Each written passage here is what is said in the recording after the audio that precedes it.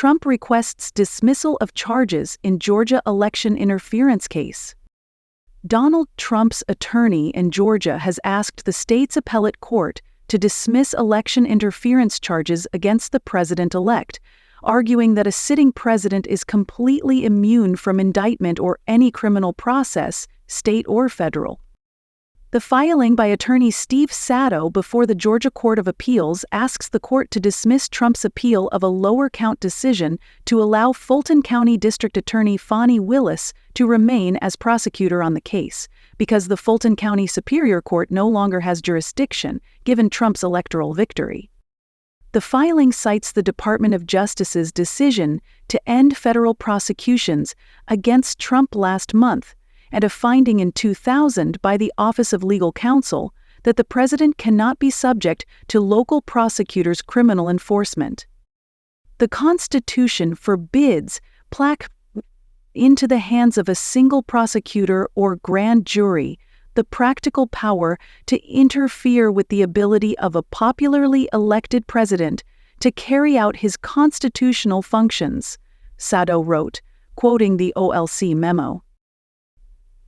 That memo emerged in the wake of the impeachment of President Bill Clinton, when perjury charges were being considered in the scandal over his affair with Monica Lewinsky. The rule was to be applied to federal prosecutions, but the office concluded, as a matter of law, that the prohibition was categorical, that it did not matter what the charges were, as long as the president was still in office. Sadow's filing does not ask the court to dismiss the case against the remaining co-defendants in the election interference case, who do not enjoy the same constitutional protections as a president. Trump faces 8 charges in Georgia, including a racketeering charge over his efforts to overturn the 2020 election result in the state after Georgia voted for Joe Biden to become U.S. president. Trump pleaded not guilty to the sprawling 2020 election interference case in Fulton County last year, along with 18 other co-defendants. 4 have since taken plea deals and agreed to testify against the other defendants. The case has been on hold since June, when the appeals court paused proceedings to consider an appeal asking for Willis to be removed from the case.